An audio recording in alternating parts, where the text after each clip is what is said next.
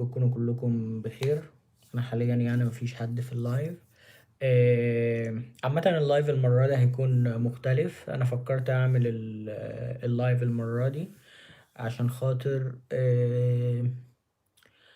انا حاليا بقرا كتابين، والكتابين عاجبني. الكتاب الاولاني اسمه لا تكن لطيفا اكتر من اللازم. انا حاليا بقراه باللغه العربيه، وبعد اجيبه كمان انجليش ان شاء الله، يعني هبقى اقراه معاكم. وكمان بقرا كتاب The Power of Now.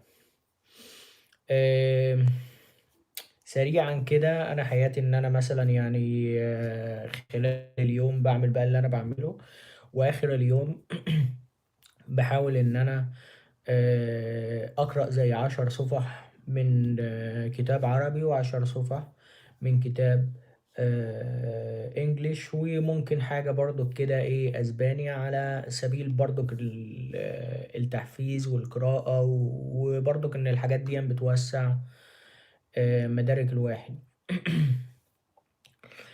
ف هدف ان انا عملت دوام معاكم دلوقتي اللايف دون عشان خاطر احفز نفسي، اركز معاكم، يعني اركز في الكتاب اكتر، ان انا في دلوقتي ناس بتراقبني. اركز في الكتاب اكتر عشان اطلع بخلاصة اكتر، آه، او اعتبروها ملل. اللي طبعا يعني عجباه الفكرة يقدر يعملها، مش لازم يعني يشوف الفيديو للآخر. هي بس مجرد فكرة ان انت او انتي تقدري تعمل او تقدر تعمل طول اليوم يعني اللي انت بتعمله، واخر اليوم وانت كده قاعد بقى على السرير. الساعة عندي هنا 10:30، تقرا لك 10 صفح من كتاب. لو انت مثلا، يعني انا عن نفسي انا مش خريج لغة عربية، هتلاقوا اخطاء، فيا ريت يعني محدش يتصيد اخطائي. وكذلك برضك الانجليش، هتلاقوا عندي الانجليش بروكن، فهقرا معاكم برضك انجليش. بس الناس اللي هي حابة تقوي نفسها، تقدروا تعملوا مقارنة من بعد شهر على اللي أنا بقراه دلوقتي بصفة خاصة الإنجليش دون، يعني اللي هتلاحظوه. تمام. وكذلك برضو تعملوا نفس الشيء في نفسكم. مش عايز أطول الفيديو. هبتدي بكتاب لا تكن لطيفا أكتر من اللازم. أنا اوريدي قريت منه 39 صفحة بالمقدمة يعني بكله. فأنا هبتدي من الصفحة 39، و هخلص 49، وبعد كده هخش في The Power of Now. هبتدي من صفحة 46 وهخلص صفحة 56. ف let's go. حدود القبول المشروط. كما رأينا، فإن الموضوع الأساسي للنزعة نحو الكمال هو احتياجنا العميق الذي نشعر به لأن نحوز القبول. فعندما تربينا لنكون أشخاصا لطفاء، تقبلنا لا شعوريا وبلا نقاش الافتراضات التالية. الساعة هنا 11:30. لا مش هوعدك. مش هوعدك، بس يوم الخميس والجمعة والسبت أحاول. تمام، فحضرتك تقدري تقولي لي الساعة كام، وأنا هحاول يعني أحترم رغبتك. خلينا بقى نركز. رقم 1، إن القبول المشروط هو قانون الحياة. 2، إننا يجب أن نستفيد من هذا القبول بأقصى ما نستطيع. لقد وافقنا على أن ننتقل عبر أزمات اجتماعية غير متناهية، وبمعنى ما وكما عبر أحدهم أن ندفع ثمن كل شيء، ولذلك فنحن نسعى نحو الكمال دائما، وننشغل على نحو متواصل بمظاهر الكياسة وعلامات القبول، كابتسامة أو ربط على الكتف، أو تعليق إيجابي، أو قبلة، أو تصفيق حاد للاستحسان، أو تزكية كتابية، أو علاوة، أو ربما تلك الساعة الذهبية الفخمة التي نتلقاها عند تقاعدنا.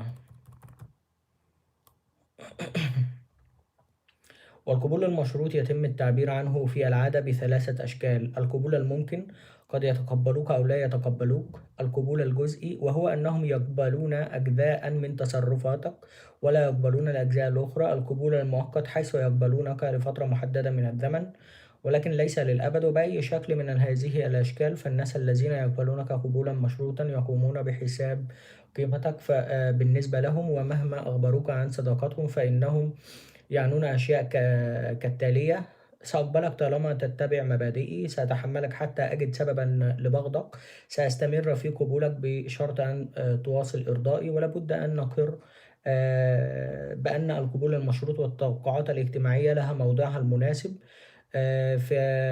فإنجاز الأهداف يحدد نجاحنا في التعلم والفنون والرياضة والسياسة وبالطبع في دنيا العمل. فأنت لن تستطيع أن تبيع الأعمال الفنية التي لا يرغب الناس في شرائها، وأنت متميز بقدر آخر في إنجازاتك، وإذا لم تنتج في عملك فقد يتم فصلك منه. والعقود المشروطة التي تقوم على الأداء المتوقع وبدعمها الخوف من الرفض تلعب دورا أساسيا كقوة حافزة لنا في هذا العالم المتصارع. ولكن القبول المشروط اتخذ مكان ودورا في حياتنا بغير استحقاق، فإنه قد يدفعنا نحو مستويات عالية من الأداء، ولكنه يحرمنا للأبد من القبول المؤقت الذي نتوق إليه بشدة. وهكذا من المهم لك أن تعلم أن القبول المشروط لا يقدر به أن يحدد شخصيتك أو أن يوجه حياتك أو أن يقرر كيفية إحساسك بذاتك أو أن يملي عليك كيفية إدارة علاقاتك الهامة. نعم، قد تريد أن تشعر بحسن أدائك للأشياء وبإعجاب الآخرين بما تنتجه، ولكنك لا تستطيع الاعتماد على القبول المشروط لإدارة حياتك أو لإمدادك بالسلام والبهجة الداخلية. ومن ثم فمن البداية فما البديل إذن؟ يتطلب الحب منا أن نتوقف عن السعي لإرضاء الجميع على الدوام لكي نحور قبولهم، وأن نتقبل ببساطة حقيقة أننا مقبولون بالفعل. وبعبارة أخرى يشجعنا الحب على أن نتقبل قبول الآخرين لنا، مما يجعلنا في النهاية نتقبل أنفسنا وبوصفنا ميالين نحو الكمال. فمهما كانت تصرفاتنا لطيفة نكون قلقين بشأن ما إذا كنا مقبولين من العالم حولنا، فنحن نقول لأنفسنا: لو علم الناس بحقيقتي، ونفترض حينئذ أنهم سيحكمون بعدم صلاحنا ويرفضون. ولكن الحب يؤكد على أننا صالحون ومقبولون مهما كانت حقيقتنا، ومع وجود الحب لا يتم استبعاد أي أحد، وعزمنا على الحياة يوما بيوم كما لو كنا مقبولين بالفعل يحل محل شعورنا بعدم الأمان والنضال من أجل رضا لا يتقبله منا أحد. وهكذا تسير الحياة الإنسانية على هذه الشاكلة. فعندما نقتنع فيها أننا مقبولون كما نحن وقادرون وراغبون في تقبل أنفسنا، نتقبل الآخرين بنفس الطريقة. عندئذ فقد نحيا في سلام مع أنفسنا، ولكننا أيضا سنغير شخصيتنا الداخلية وعلاقتنا حتى نحقق ذواتنا تماما. كما أن الثقة في الحب غير المشروطة هي التي تمكننا من أن نصبح أفرادا راشدين ذو أدوار وأن ننشئ علاقات ذات فائدة. وعندما تدرك لأول مرة أنك محبوب وتقبل قبول الآخرين لك فأنت تعلم أنت على وفاق مع مغزى الحياة كلها. والقبول غير المشروط من الآخرين يعطيك المبرر والحرية والبهجة التي تحتاجها لكي تكون سليما من الناحية النفسية. ولذلك فعندما تستجيب للحب بهذه الطريقة فإنك لم تعد في احتياج للوقوع في أسر نزعتك إلى الكمال، أو في أسر علاقاتك التي تحقق التحرر والإشباع لك، ولكن كيف تتقبل قبول الآخرين لك. بادئ ذي بدء، أنت تختار النظر إلى الحياة بمنظار الحب، وبعبارة أخرى أنت تقرر أن ترى القبول من الآخرين بدلا من الأحكام التأديبية والرفض. في بداية ومنتصف ونهاية حياتك، هل حدث أن رأيت دموع البهجة في أعين الوالدين يهدهدون والدهم لأول مرة؟ يبدأ تقبلك بقبول الآخرين لك بإدراك أن الحب الذي يحرك الكون يتملكك بنفس الطريقة ولن يدعك أبدا. ولكي تدرك هذه النظرة بشكل أدق، فأنت تعتمد على ملاحظاتك الخاصة ورجاحة عقلك، ثم تختار. وبعبارة أخرى، فإنك تؤمن بأنك مقبولة بالفعل من الآخرين، مثلما تقرر أن تتعايش مع حقائق الكون من حولك، مثل أن الأرض كروية وليست مسطحة، حيث أنك في كلا الحالتين تعتمد على دلائل من خلال تجاربك لا يمكن أن تتكرر تتكرها. وبنفس الطريقة وبنفس الطريقة الفكرة إن الكتاب أصلا إنجليزي ومترجم للغة العربية.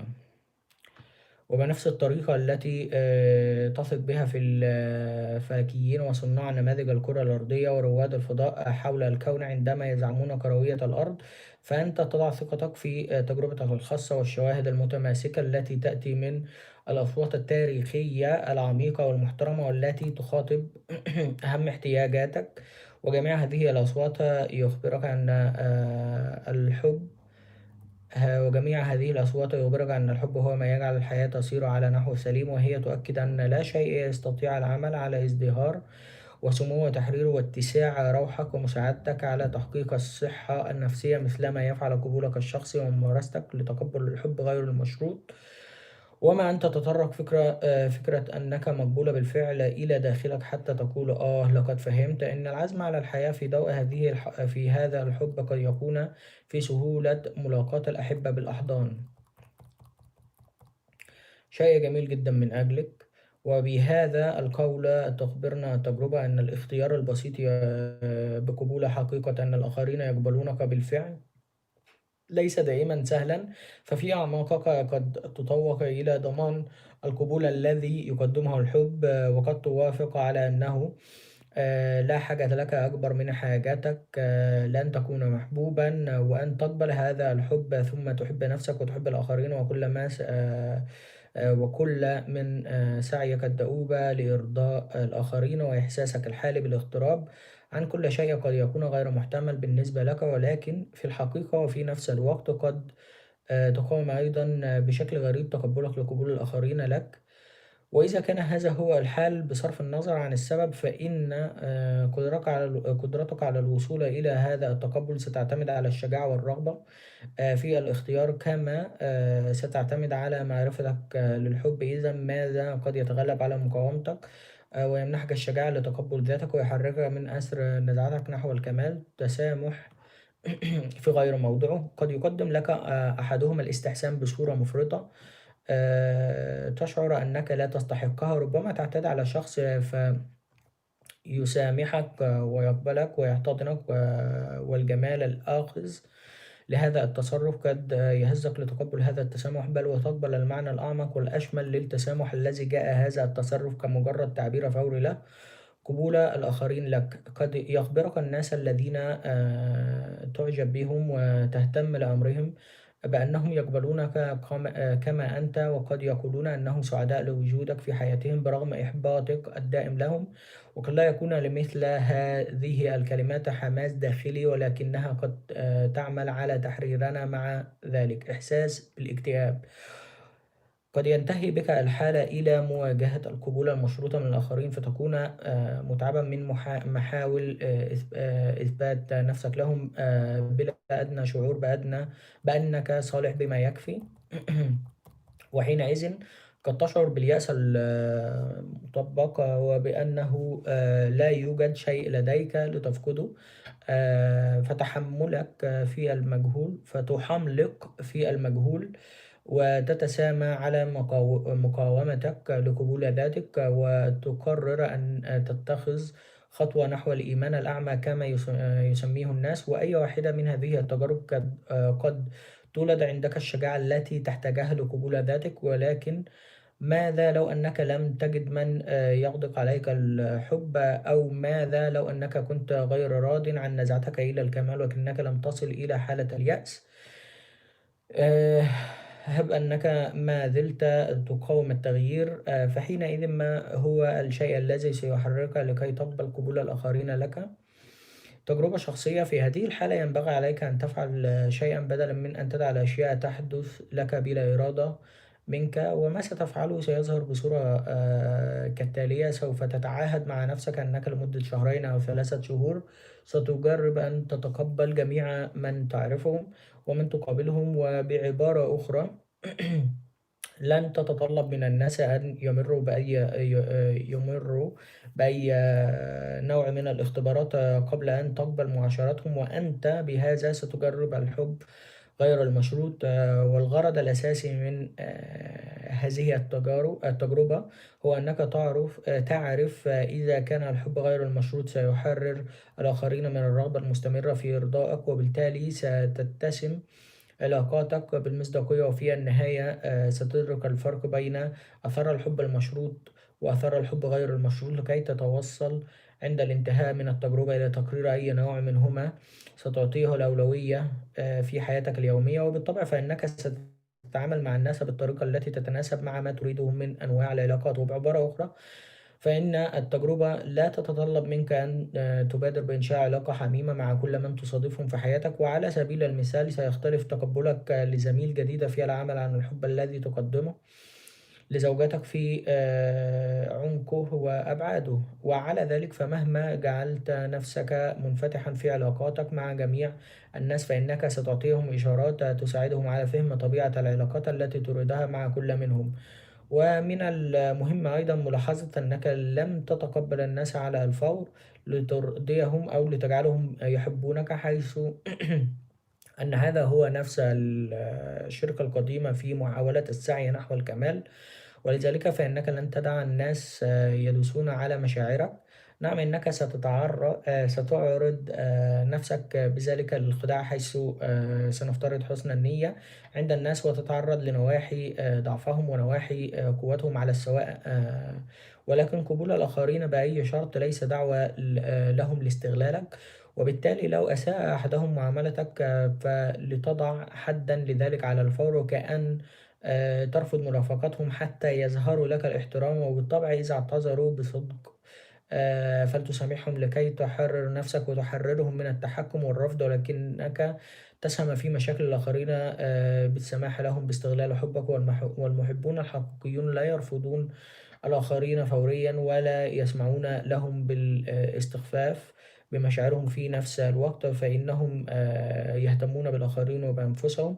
ولكي تزيد من فرص نجاح في هذه التجربة يمكنك أن تخبر الناس بالطريقة التي تعاملهم بها وأسبابها، وإخبارهم هذا لا لكي يمكنهم فقط من فهم ما يحدث، ولكنه سيساعد في التصديق على التزامك بالتجربة، وهو أيضا قد يحثهم على مساندة جهودك لتغيير نفسك إلى شخصية تستمتع بقبول الناس برغم نقصهم، وتصل إلى رؤية نفسهم إنها لم تعد في حاجة إلى الكمال. وإذا فشلت التجربة، أي إذا ثبت أن القبول الناتج عن الحب لا يثري النفس أكثر من القبول المشروط، فإنك حينئذ تستطيع الرجوع إلى أحضان أولئك الذين لا يغزلونك فقط، وتستطيع العودة إلى السعي المرهق لإرضاء جميع الناس دائما. فعلى الأقل ستعلم أنك أعطيت الحب فرصة عادلة. وبالطبع فأنا ه- فأنا فأنا هنا أضع كل مراهناتي على الحب غير المشروط، وأؤكد على أنك ستدرك العبارة المتناقضة في ظاهرها والتي لا يمكن مقاومتها والتي يكتشفها كل من يحاول التجربة: افعل شيئا من أجل الناس بلا استحقاق منهم له، وامتنع عن الحكم عليهم بما يستحقون، وبذلك تثري نفسك. وبعبارة أخرى حبهم كما هم وطلبا لمنفعتهم. وحينئذ سيكون الشخص الذي يحصل على أكبر منفعة من ذلك هو أنت. وجانب آخر للنفع في هذه التجربة هو أن قبولك للآخرين يمكن يمكن الناس أن يكونوا إيجابيين وأن يحبوا أنفسهم والآخرين بما فيهم أنت على الأخص، ولن يتغير الجميع في الحال، ولكن الحب دائما ينتقل من شخص لآخر كالعدوى وبطريقة غامضة ولكنها متوقعة، فإن الحب ينتشر ذاتيا ويغير الناس جذريا، وبما يظهر أفضل ما فيهم ويوجههم نحو علاقات صحية وسلام نفسي. وأذكر اثنين من المدرسات الشابات في المرحلة الثانوية كنا نتحدث عنهم أنا وزملائي طوال الوقت. وفي بداية العام الدراسي حاولت إحداهما أن تظهر لنا مدى شدتها وأهمية المواد التي تدرسها وأهمية مبادئها وعدم أهمية الأشياء التي نهتم بها، وفي الحال شعرنا بتهديدهم لنا بعدم الاحترام والرفض إذا لم نثبت أنفسنا لها. وهي كانت معروفة بأنها غير سعيدة ومكروهة، وأيضا بفشلها في مساعدة الطلاب على الأداء الجيد في الفصل. وفي المقابل كانت المدرسة الأخرى إيجابية، حيث كانت تثق فينا وتنصت إلى تعليقاتنا وتتحدث معنا عن الأشياء التي نهتم بها وتتعامل معنا على أننا أشخاص مستقلون. فمما لا يدعو للدهشة أنها كانت معروفة بقدرتها على استخراج أفضل ما في تلاميذها، وكان كل من يعرفها يقول أنها تحب طلابها. وممارسة الحب إلى جانب الالتزام بالاعتماد المتبادل مع الآخرين والمصلحة العامة ستجلب عليك البهجة، وهي أسمى إحساس بالسعادة الإنسانية. وعندما تعرف أنك محبوب فإن البهجة تنبع من داخلك وتصل بهجتك إلى ذروة لا تستطيع التعبير عنها عندما تحب الآخرين في المقابل بإشباع أعمق حاجتهم للقبول. والتعبير عن الحب يؤدي إلى الثراء الداخلي الذي طالما سعيت من أجله ولكن لم تجده أبدا من خلال جهودك اللامتناهية لإرضاء الآخرين. والالتزام بقبول نفسك كما أنت والآخرين كما هم يمكنه أن يحررك من أسر نزعتك إلى الكمال، وتبدأ هذه الطريقة القانعة للحياة. ومن بين كل من قابلتهم في حياتي وجدت أن أولئك الذين أخذوا هذا القرار هم أكثر الناس تحررا وبهجة. وبالإضافة لذلك فأفضل هؤلاء قد تعلموا كيفية التعامل مع نقائصهم بطرق تعمل على توسيع نطاق حريتهم وبهجتهم. التعامل مع نقائصك أفرض أنك صرت تتقبل قبول الآخرين لك، ولكنك ما زلت تجد أن الحياة في هذا العالم بعيوبك وفشلك أمر صعب. وبعبارة أخرى فأنت كمعظم الناس لم تتقبل نفسك تماما، ولكي تجرب الحرية والبهجة التي أتحدث عنها من المهم أن تتفهم حقيقة أنك ما زال لديك نقائص وتعترف بها صراحة. فليس من الضروري ولا من النافع أن تخجل من كونك إنسانا وأن تقضي أيامك في المحاولة اليائسة لتغطية عيوبك. ولقد قال أحدهم الشيء الحسن في كونك غير كامل بصورة ظاهرة هو أنك مع هذا تجلب البهجة على الآخرين. وهنا عبارة أخرى متناقضة ظاهريا لا تدع الآخرين، هو الكلمة ممسوحة، يرون أنك غير كامل وستجعلهم سعداء. فإذا حاولت أن تكون كاملا طوال الوقت فسوف ينصرف عنك من تحاول أن تؤثر فيهم وهكذا.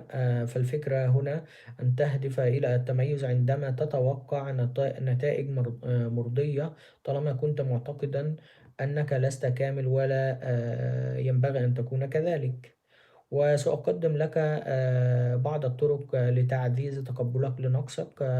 فكر قبل أن تأخذ على نفسك التزامات. لا تتعهد بأي شيء ذي نتيجة على طيارك الآلي. توقف قبل أن تتصرف وتتساءل ماذا سيحدث إذا لم أفعل ذلك على وجه الكمال، وكم من الوقت والجهد سيستحق هذا الالتزام.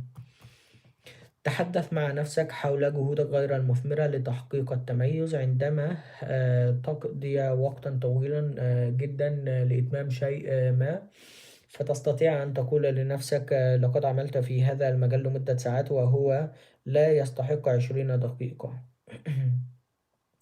أو تتساءل لماذا أقضي كل هذا الوقت في هذا الشيء؟ ما هو أسوأ ما يمكن أن يحدث إذا لم أفعل ذلك على وجه الكمال؟ كيف أنهي هذا وأتعايش معه؟ إذا توقفت عما تفعله وتحدثت إلى نفسك بصلابة فإن ذلك سيساعدك في الاهتمام بوقتك. أتمنى لو أنني فعلت ذلك في السبعينيات عندما كنت أقضي الساعات الطويلة في إعادة كتابة الخطابات لأصدقائي، لأنني كنت أخاف أن يضر بي الشطب والأخطاء النحوية. ترأف مع نفسك ترأف مع نفسك في الجدية وفي النقد. كلنا نميل إلى المبالغة في تقدير اهتمام الآخرين بالحكم على أدائنا.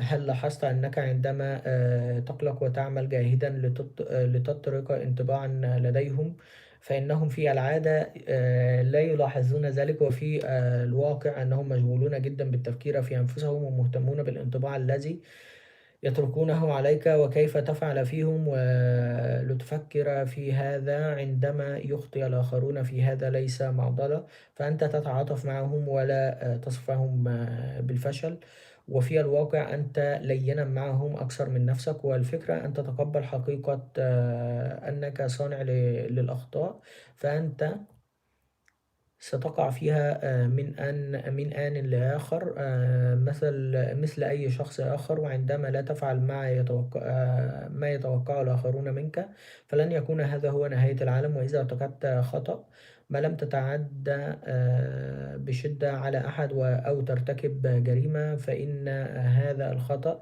سيتلاشى على الأرجح مع بزوغ شمس يوم جديد.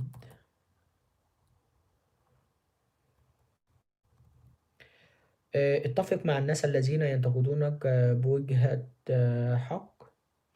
إن النقد يؤلمنا لأنه يطعن ويحطم الصورة الكاملة التي نعمل جاهدين على أن نرسمها لأنفسنا وللآخرين. وعندما تتعرف على حاجاتك العميقة لأن تكون محبوبا، يمكنك حينئذ أن تتخلى عن هذه الصورة وتتعايش متقبلا تماما جوانب قصورك. ولذلك إذا انتقدك جارك على قيادتك السيارة بسرعة أكبر من المسموح بها، يمكنك أن تقول له: أنت محق، لقد كنت أقود بسرعة زائدة عن اللزوم. وإذا كان لديك سببا لهذه السرعة لا تخجل منه، فلتقله: لقد كنت أسرع بصديقي المريض للمستشفى. ولكن عندما ينتقدك أحد بما تستحق، فمن المتحرر أن تعلن موافقتك حقيقة وألا تدافع عن نفسك. الناقد: تأخرت في السهر مرة أخرى وستكون مرهقا في الغد. أنت لك الحق فيما تقول ويراعى ذلك. الناقد: تبدو قادرا، أنت لا تعتني بمظهرك. أنت مما يؤسفني أن الإناقة ليست إحدى مزاياي. الناقد: لقد كان هذا تصرفا غبيا منك. أنت عفوا، لم يكن هذا من الذكاء في شيء. الناقد: ما كان ينبغي أن تقول ذلك أبدا. أنت أعلم ذلك. من وقت لآخر أقول الشيء الخطأ. الناقد: إما أنت ساخر أو موافق. أنا موافق. أنت لست في حاجة بعد للكمال، وتستطيع الآن أن تغير مسار النقد وتستفيد منه، وهو شيء لم تكن قادرا عليه من قبل. تجنب الأشخاص الذين يريدون منك دائما أن ترضيهم. قد تصادف هؤلاء الأشخاص في أي وقت في حياتك، والذين ينتقدونك باستمرار لعدم كمالك. وإذا أصروا على مواقفهم هذه منك، فربما ينبغي أن تقطع علاقتك بهم. وإذا كنت مكانهم تستطيع توطيد العلاقة مع أولئك الذين يظهرون أفضل صفاتك بطريقتهم معك، حيث أن هؤلاء الناس يظهرون أفضل ما بك ولا يتطلبون منك الأفضل في كل شيء تفعله. طيب، بالنسبة كده لكتاب لا تكن لطيفا أكثر من اللازم، أنا وصلت الصفحة 51. كان المفروض يعني 49، بس مش مشكلة. بصراحة يعني الكتاب كل شوية بيشدني. أنا دلوقتي هقرا، يعني أنا بحب بصراحة الكتب المكتوبة. طبعا أنا هنا صعب عليا إن أنا أشتري كتاب لا تكن لطيفا أكتر من اللازم يعني ورقي. فطبعا أنا عندي PDF، بس أنا اشتريته ورقي إن شاء الله. هو يعني جاي في الطريق بس إنجليش، وهقرا تاني معاكم إنجليش. فدلوقتي أنا بقرأ كتاب The Power of Now. زي برضك ما أنا قُلت لكم يعني I'm not perfect in Arabic مش كويس برضك في العربي وليّا أخطاء. هي الهدف طبعًا إن أنا يعني باحفّز نَفْسي وباحفّزكم برضك معايا، واللي عايز يعتبرها ملل يعتبرها، فأتمنى يعني عدم اصطياد الأخطاء. وThe Power of Now هو كتاب لا تكن لطيفًا أكتر من اللازم يعني اللي أنا فاهمه منه لغاية دلوقتي اللي هو ما تحطش الناس في دماغك، تمام، ودايمًا مش كل شوية يعني يعني هي بصفة خاصة ما تحطش الناس في دماغك وتحاسب نفسك يعني بطريقة مستمرة. وThe Power of Now يعني اللي هو برضه يعني حاجة شبيهة بس مش شبيهة بالضبط. The Power of Now يعني the answer is here. تمام. في أخطاء طبعًا هتشوفوها وأنا باقراها وكده، فيعني خليكم برضه لطفاء معايا. آآ let's go. Let's start 10 pages. We're going to start from 46. So intense presence is needed when certain situations trigger a reaction with a strong emotional charge, such as when your self-image is threatened, a challenge comes into your life that triggers fear, things go wrong, or an emotional complex from the past is brought up. In those instances, the tendency is for you to become unconscious. Those instances, I'm sorry. The reaction of emotion takes you over, you become it. You act it out, you justify, make wrong, attack, defend, accept that it isn't you. It is the reactive pattern, the mind in the habitual survival mode. Identification with the mind gives it more energy. Observation of the mind withdraws energy from it. Identification with the mind creates more time. Observation of the mind opens up the dimension of the timeless. The energy that withdrew from the mind turns into presence. Once you can feel what it means to be present, it becomes much easier to simply choose to step out of the time dimension whenever time is not needed for practical purposes and move more deeply into the now. This doesn't not impair your ability to use time past or future when you need to refer to it for practical matters. Nor does it impair your ability to use your mind. In fact, it enhances it when you do use your mind. It will be sharper, more focused, letting go of psychological time. Learn to use time in the practical aspects of your life. We may call this clock time, but immediately return to present moment awareness when those practical matters have been dealt with in this way.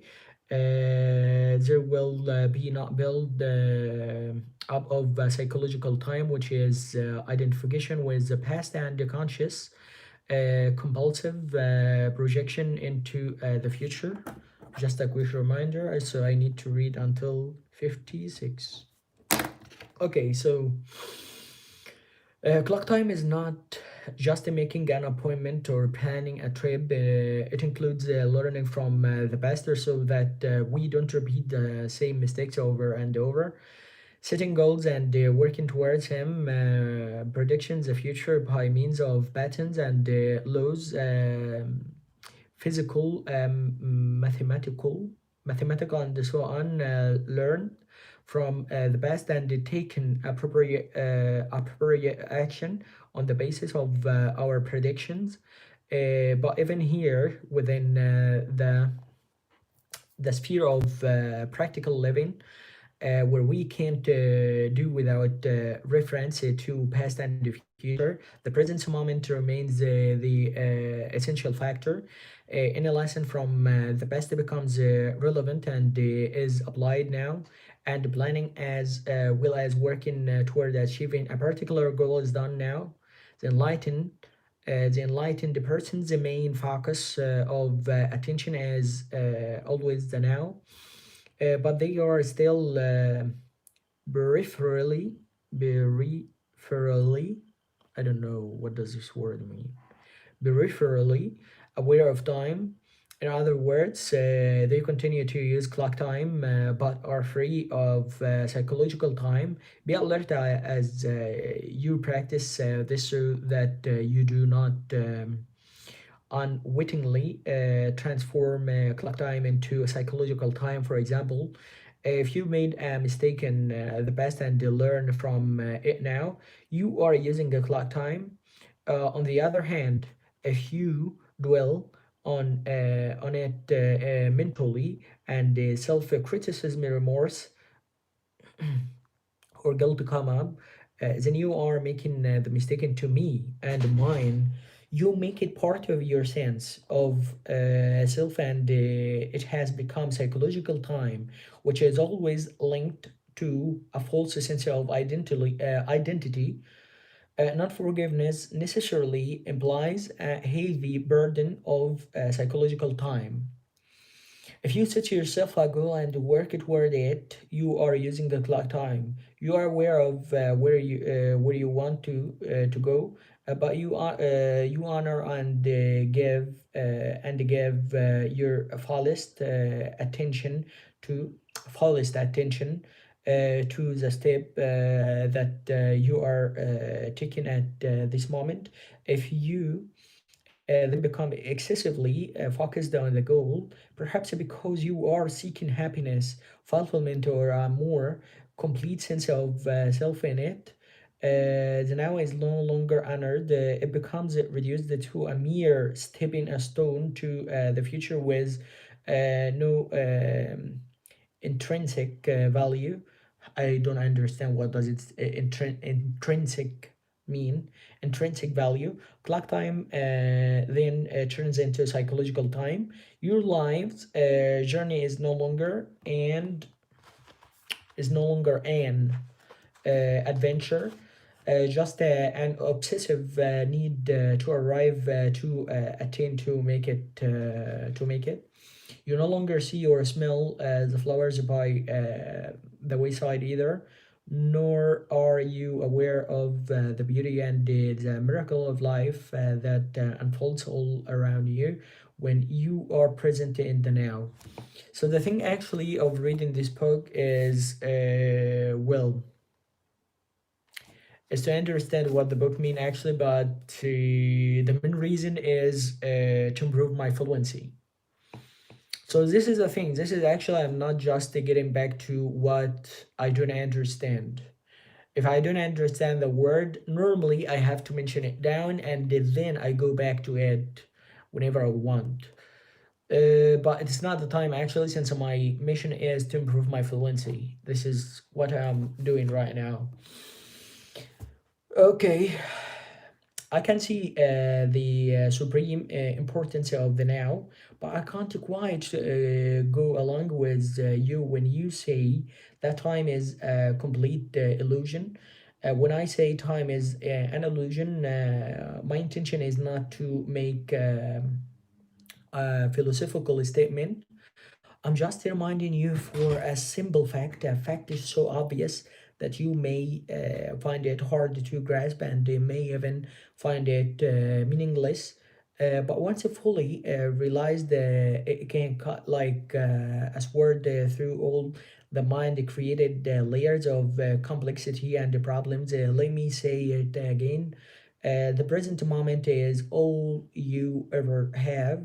There is never a time when your life is not this moment. Is this not a fact? The intensity of psychological time, you will not have any doubt that psychological time is a mental disease if you look at its collective manifestations. They occur, for example, in the form of ideologies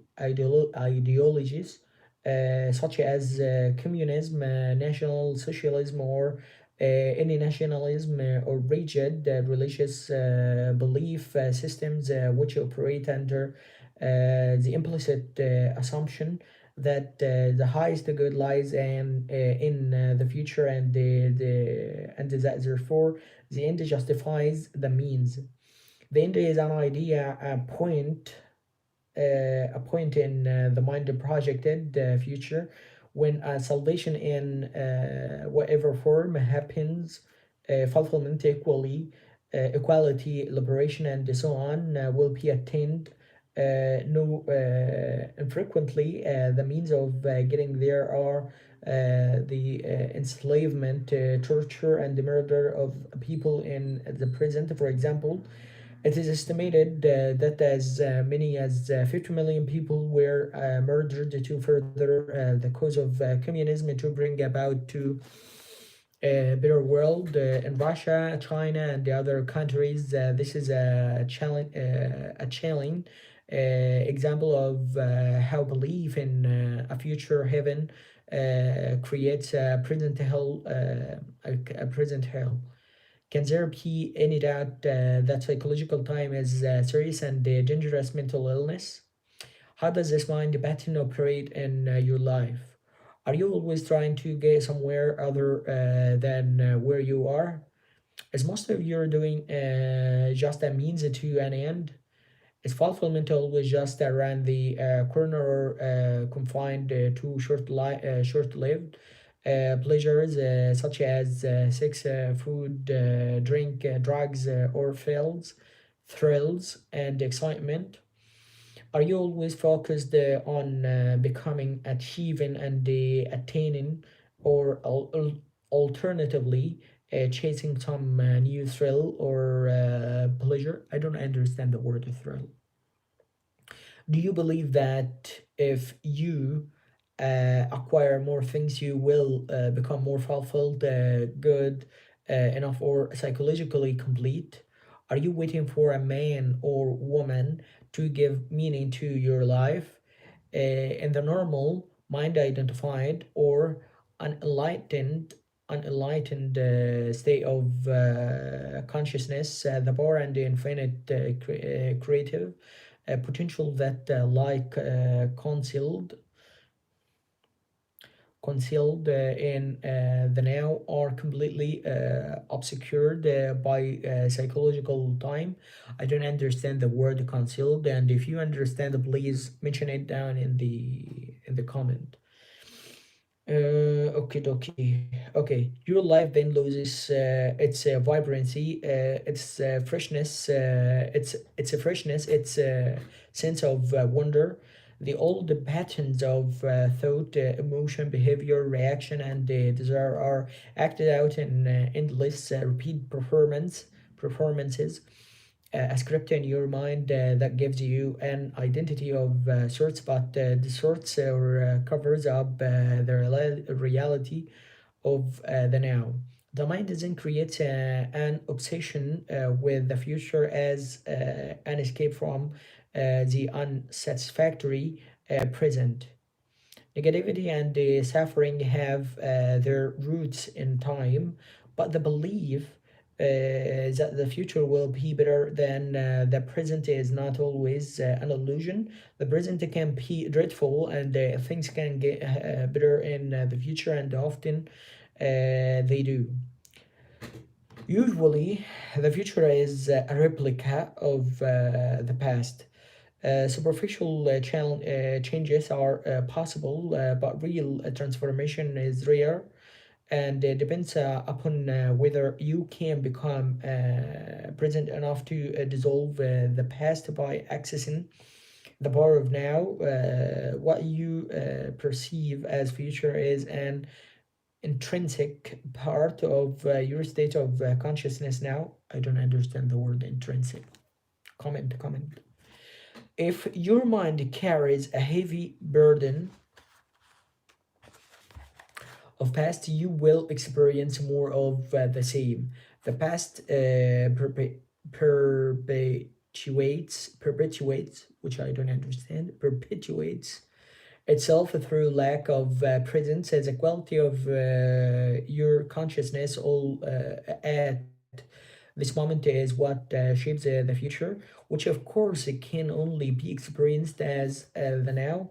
You may win $10 million, but that kind of changes is no more than skin deep. You would simply continue to act out the same condition, the patterns, and more luxurious surroundings. Humans have learned to split the atom instead of killing 10 of or 20 people with a wooden club. One person can now kill a million just by pushing a button. Is that real a change? If it is the quality of your consciousness at this moment that determines the future, then what's it determines what is it that determines the quality of your consciousness? Your degree of presence. So the only place where true change can occur, and where the best can be dissolved is the now. All negativity is caused by an accumulation of psychological time and denial of the present, unease, anxiety, tension, stress, worry.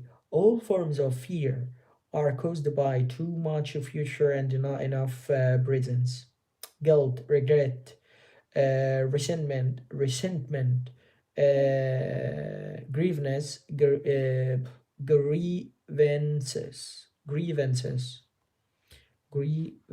I don't understand, grievances, sadness, bitterness, and all forms of non-forgiveness are caused by too much past and not enough presence. I want to mention down the word grievances. Okay, I want to take it later and I want to memorize it.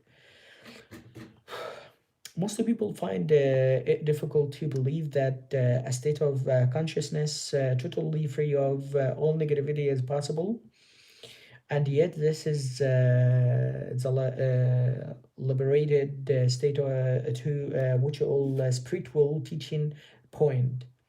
It's a promise of salvation, not in an illusory future, but right here and now. You may find it hard to recognize that time is the cause of your suffering or your problems. You believe that they are caused by specific situations in your life, and they seen from a conventional viewpoint. This is true, but until you have dealt with the basic problem making dysfunction of the mind, its attachment to past and future, and the denial of the now. Problems are actually interchangeable. If all your problems or perceived causes of suffering or unhappiness were miraculously removed for you today, but you had not become more present, more conscious, you would soon find yourself with a similar set of problems or causes of suffering, like a shadow that follows you whenever you go. Ultimately, there is only one problem: the time bound mind itself. I can't believe that I could ever reach a point where I am completely free of my problems. You're right. You can never reach that point because you are that point now. There is no salvation in time. You can't be free in the future. Presence is the key to freedom, so you can only be free now. Finding the life under your life situation. I don't see how I can be free now. as it happens. I'm extremely unhappy with my life at the moment. This is a fact, and I would be deluding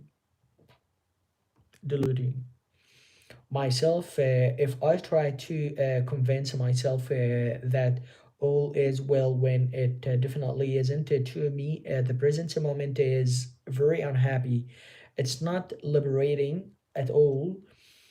What keeps me going is the hope or possibility of some improvement in the future. Same here. You think that your attention is in the present moment when it's actually taken up completely by time. You can't be both unhappy and fully present in the now. What you refer to as your life should more accurately be called your life situation. It is a psychological time, past and the future. Certain things in the past didn't go the way you wanted them to go. You are still resisting what happened in the past, and now you are resisting what is. Hope is what keeps you going, but hope keeps you focused on the future, and this continued focus perpetuates your denial of the now, and therefore you unhappiness perpetuates. Okay, I'm wearing this, so probably right now I'm going to pronounce a little better. Okie dokie, let's get back. Forget about your life situation for a while and pay attention to your life. What's the difference? Your life situation exists in time. Your life is now. Your life situation is mind stuff. Your life is real. Finds a narrow gate that leads to life. It's called the now narrow. It's called the now. Narrow your life down to this moment.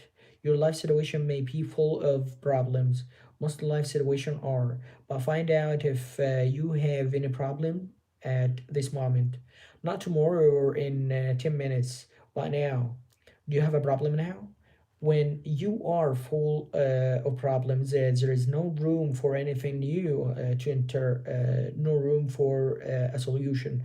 So, whenever you can make some room, create some space so that you find the life under earth, your life situation. Use your senses fully, be where you are, look around, just to look, don't interpret, see the light, shapes, the colors, textures, be aware of the silent presence of each thing, be aware of the space that allows everything to be. Listen to the sounds, don't judge them. Listen to the silence under earth, the sounds. Touch something, anything, and feel and acknowledge its being. Observe the rhythm. I understand the word, but I'm not sure actually if I'm pronouncing it properly. Rhythm of your breathing. I think, yeah, rhythm, because there's a rhyme and a rhythm. I'm getting confused with these two words. Okay, where's the word? Got lost. My gosh, where is the word rhythm? Just I mentioned it. Oh my god, where's the word? Oh yeah, here. Observe the rhythm of your breathing. Feel the air flowing in and out. Feel the life energy inside your body. Allow everything to be within and without. Allow the isness of all things. Move deeply into the now. I don't understand the word isness, so I'm going to mention it down. Isness. You are leaving behind the deadening world of mental of time abstraction of time. You are getting out of the intense mind that is draining you of life energy, just as it's slowly poisoning and destroying the earth. You are awakening out of the dream of time into the present. All problems are illusions of the mind. It feels as if a heavy burden has been lifted. A sense of lightness. I feel clear, but my problems are still there, waiting for me, aren't they? They haven't been solved. Am I not just temporarily evading them? If you found yourself in paradise, it wouldn't be long before your mind would say yes, but ultimately, this is not about solving your problems. It's about realizing that there are no problems, only situations to be dealt with now, or to be left alone and accepted as part of the business of the present moment until they change or can be dealt with. Problems are mind made and they need time to survive. They can't survive in the actuality of the time of the now. Focus your attention on the now and tell me what problem you have at this moment. I'm not getting any answer because it's impossible to have a problem when your attention is fully in the now. A situation that needs to be either dealt with or accepted, yes. Why make it into a problem? Why make anything into a problem? Isn't life challenging enough as it is? What do you need problems for? The mind unconsciously loves the problems because they give you an identity of sorts. This is normal. And it's insane. A problem means that you are dwelling on a situation mentally without there being a true intention or possibility of taking action now, and that you are unconsciously making it part of your sense of self. You become so overwhelmed by your life situation that you lose your sense of life of being, or you are carrying in your mind the intense burden of a hundred things that you will or may have to do in the future instead of focusing your attention on the one thing that you can do now. When you create a problem, you create pain. All it takes is a simple choice, a simple decision, no matter what happens. I will create no more pain for myself. I will create no more problems. Although it is a simple choice, it's also very radical. You want to make that choice unless you are truly fed up with suffering, unless you have truly had enough. And you want to be able to go through with it unless you access the power of the now. If you create no more pain for yourself, then you create no more pain for others. You also no longer contaminate the beautiful earth.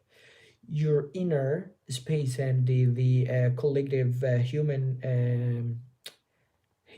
psyche with the negativity of problem making. I don't understand the word psych. I'm going to mention it down. Probably I'm not pronouncing it properly.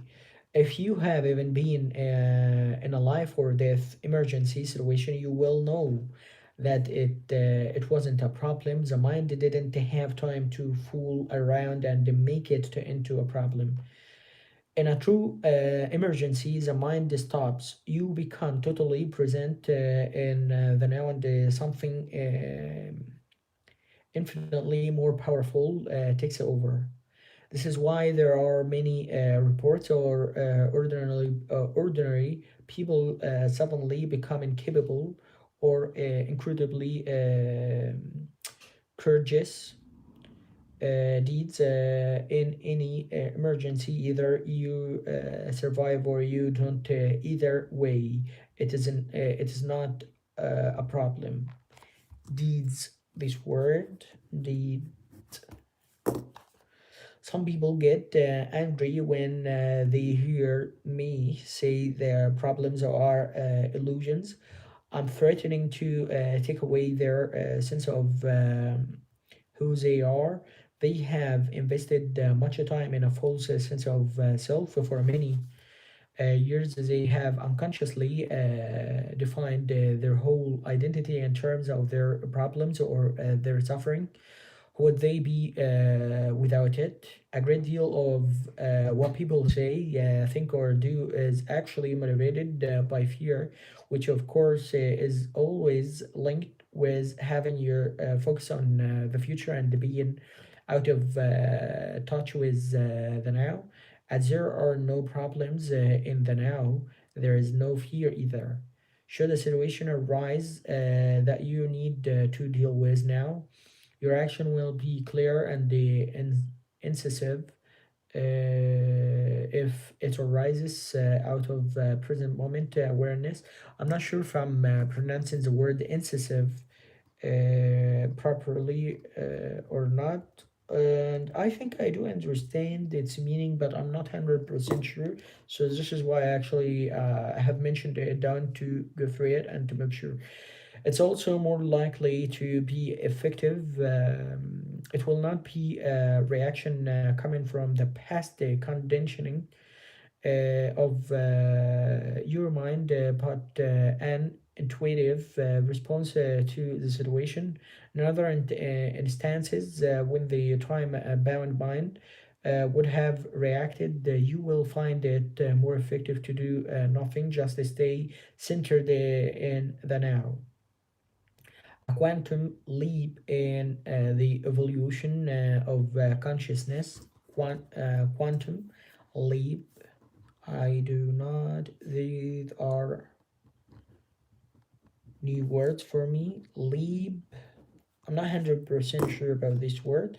I've had glimpses of this state of freedom from mind and the time that you describe, but past and the future are so overwhelmingly strong that I can't keep them out from for long.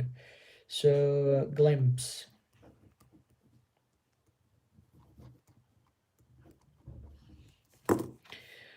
The time-bound mode of consciousness is deeply embedded in the human psyche, but what we are doing here is part of a profound transformation that is taking place in the collective consciousness of the planet and the beyond, the awakening of consciousness from the dream or of matter from form and the separation, the ending of time. We are breaking mind patterns that have dominated human life for eons. Eons, I think eons. عهد, yeah, eons. Mind patterns that have created unimaginable suffering on a vast scale. I'm not using the word evil. It's more helpful to call its unconsciousness or insanity. This breaking up of the old mode of consciousness, or rather unconsciousness. Is it something we have to do, or will it happen anyway? I mean, is this a change in? Is this a change inevitable? Inevitable. That's a question of perspective. The doing and the happening is in fact a single process because you are on with totality of consciousness. You can't separate the two, but there is no absolute guarantee that humans will make it. The process isn't inevitable or automatic. Your cooperation is an essential part of it. However you look at it, it's a quantum leap in the evolution of consciousness, as well as our only chance of survival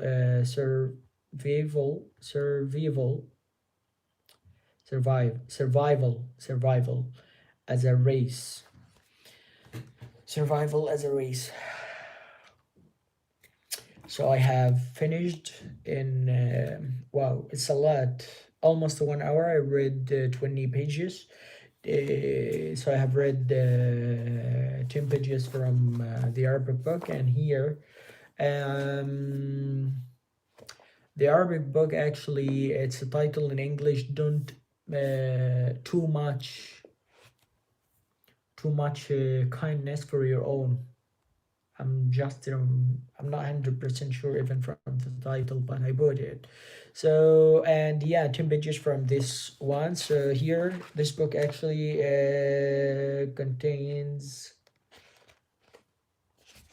let us see how many pages. Well, let's say 195, and here I have read 56 pages. So yeah, if we go 10 pages every day, in 2 weeks we are going to finish 2 books every 2 weeks. Imagine that you read 4 books on a monthly average. So probably next time, not today, but when I finish reading the Arabic and English book, so next time I'm going to read with you in Spanish and probably in Portuguese, which actually these language, because Spanish is my first foreign language at the university, and this is my major. And Portuguese, it was the second foreign language at the university, and English is the first foreign language for the Canary in Middle East. You know that we study English along with Arabic, but we are not like Algeria, for example, when it's time to speak French, and this is tough. I mean, comparing our English with their French, you know, they speak French more professionally, because they use it on their daily basis. This is why. So my intention is to keep myself motivated and just scheduling, let's say 1 hour every day on a daily basis in front of you. Okay, that's all for now, and see you tomorrow to read with you and to spend with you 1 more hour for 2 pages from the Arabic book and 2 pages from the English book. The power of now. See you tomorrow. Good night.